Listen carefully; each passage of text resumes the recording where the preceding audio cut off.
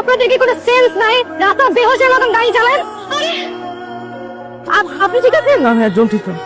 আচ্ছা এই পাশেই আমাদের আশ্রম আছে, আপনি আমার সাথে চলেন। আর খালে একটু পানি নিয়ে এসো তো। বাবা পানিটা খাও। আপনি খাইছেন দুপুরে? হ্যাঁ এতে আসছো?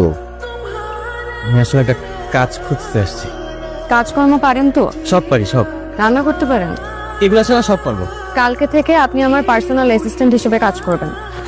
ঠিক আছে, আমি রাজি। বাবা এই যে ভাতটা খেয়ে না।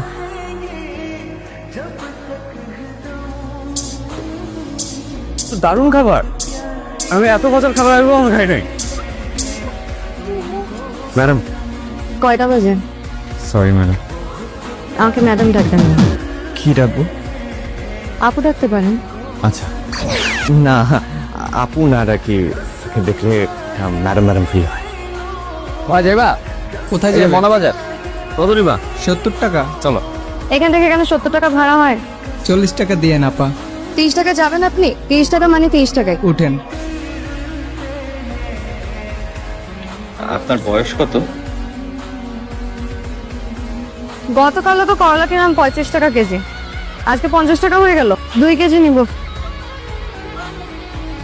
80 টাকা রাখেন। চুরি করার অভ্যাস আছে? হ্যাঁ মানে আগে যে ছিল সে প্রতিদিন 50-100 টাকা করে মারতো। না না না, চলেন। চোখ বন্ধ একদম। কি হচ্ছে? আমি দেখেন আমার কোনো দোষ নাই, ওরা আমাকে হাত। জানি আমি, কিন্তু ওরা এক একটা বদের হাড্ডি। দেখেন এই বয়সে বাচ্চারা তো একটু দুষ্টুমি করবে। এই বয়সে আমিও দুষ্ট ছিলাম, আমি শিওর এই বয়সে আপনিও দুষ্ট ছিলেন। আপনার কেন মনে হলো আমি দুষ্ট ছিলাম? আমার তো মনে হয় আপনি এখনো দুষ্ট। কি হয়েছে? কি হয়েছে? আমাদের আশ্রমের জন্য বিদেশি একটা সংস্থা থেকে অনুদান আসতো, গত 15 দিন যাবৎ হঠাৎ করে বন্ধ হয়ে গেছে।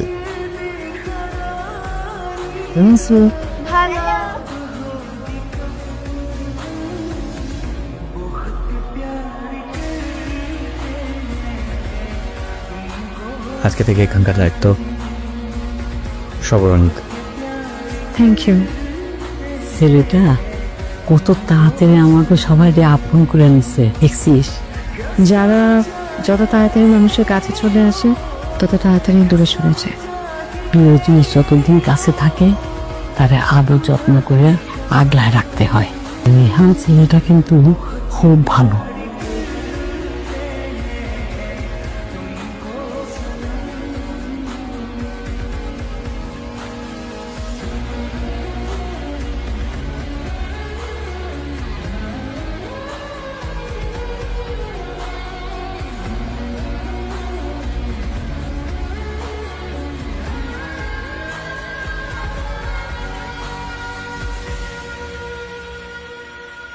আপনারা কে?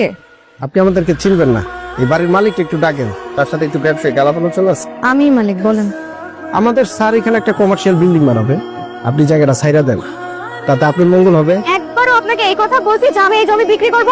আশেপাশের যারা আছে না তাদের সবার জায়গা নেওয়া হয়ে গেছে, শুধু আপনার জায়গার জন্য বিল্ডিং এর কাজটা হচ্ছে না। আপনারা প্লিজ এখান থেকে চলে যান, আর নেক্সট টাইম কোনোদিন যেন না দেখি আপনাদেরকে এইখানে আমি। স্কুল জীবনে জায়গা জমি দখলের উপর 110টা উপায়ের বই পড়ছি, আপনি যদি ভালো ভালো জায়গাটা দিয়ে দেন তাহলে তো ভালো, আর যদি না দেন তাহলে ওই যে 110টা উপায় আছে না, এগুলো আপনার উপরে প্রয়োগ করতে হবে।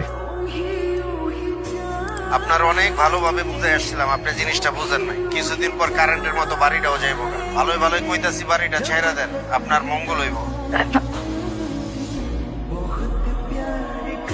আপনার সাথে আমার কিছু কথা আছে। তা তো নিশ্চয়ই। আশ্রমের বিষয়ে শুনেছি ওখানে ইলেকট্রিসিটির প্রবলেম, পানির প্রবলেম। মাথা ঠান্ডা করে বস বস বস। আমি আশ্রমের ব্যাপারে কথা বলতে এসেছি, যে প্লটটা নিয়ে আপনারা উঠে পড়ে লেগেছেন। আচ্ছা আচ্ছা, আপনি কি নিজের পরিবর্তন ছাড়া কিছু চিন্তা করতে পারেন না? এতগুলো অসহায় মানুষ আশ্রম ছেড়ে দিলে কোথায় যাবে? মা জননী, এইগুলা নিয়ে তুমি একদম ভেবো না, ওদের সমস্ত ব্যবস্থা হয়ে যাবে। আপনি কি ব্যবস্থা করবেন? জায়গায় জায়গায় ওদের থাকার ব্যবস্থা করে দিবেন? সেটাও যদি করেন কতদিন করবেন? উদ্দেশ্য হাসিল হওয়া পর্যন্ত। মা জননী, আমি একজন ব্যবসায়ী মানুষ। এত টাকা নিয়ে আপনি কি কবরে যাবেন? আমি যতদিন বেঁচে আছি আমার আশ্রমের কিছু হতে দিব না। আপনি আর আপনার লোক আমি যেন আমার আশ্রমের আশেপাশে আর কোনোদিন না দেখি। আসে।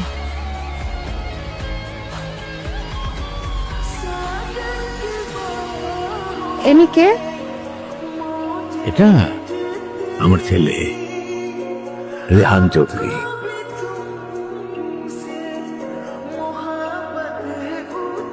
একটু আগে যাও।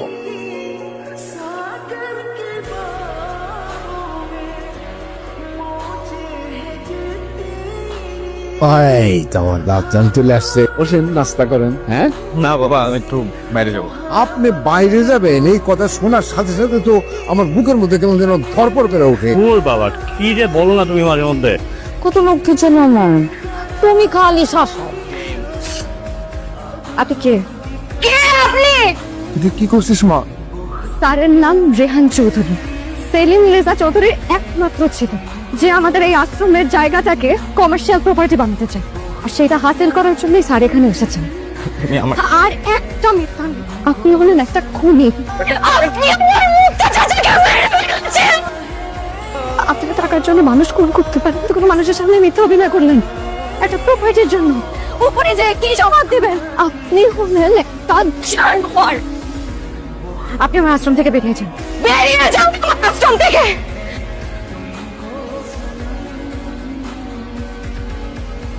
বাজার বাবা, তুমি আমার আশ্রমটা ছেড়ে দাও। দেখো, বেইমানি করে আর কতদিন খাবো মানুষের কাছ থেকে? আমাদের আর কত টাকা প্রয়োজন, তুমি আমার বুঝাও তো একটু। আমি ওগুলা কার জন্য করতেছি? সব তো তোমার জন্য। বাবা, আমার এত কিছু লাগবে না বাবা, আমাদের কোনো কিছুর কমতি নাই। কিন্তু এই মানুষগুলো অসহায় বাবা। আমার ছেলে যা চাইতেছে তুমি কিন্তু সেটাই করবা, ব্যাস। তুমি চাও যে আমি আশ্রমটা ছেড়ে দেই? হ্যাঁ বাবা। আচ্ছা ঠিক আছে, তুমি যেটা চাইতেছো সেটাই হবে। জীবনে ব্যবসা করতে গিয়া কত বাদ করছি, টাকা পয়সার তো কোনো কমতি নাই। স্যার, তাহলে এখন আমি কি করব? বাঁচাতে হবে ব্যবসা। কি করবা শুধু ভালো করেই জানো। আশ্রমের ওই মেয়েটা যেন কোনোভাবে বেঁচে না থাকে, আগুন দিয়ে জ্বালায় দিবা। আপনি যা বলছেন আমি স্বচ্ছ পানির মতো সব বুঝছি। স্যার, তাহলে আমি আসি।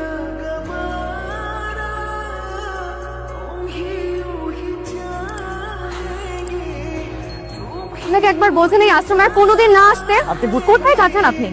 তুমি বুঝতেছো না? আমি বুঝতে চাইও না। আমাকে বুঝতে হবে। আমি মিথ্যা বলছি তোমার জন্য।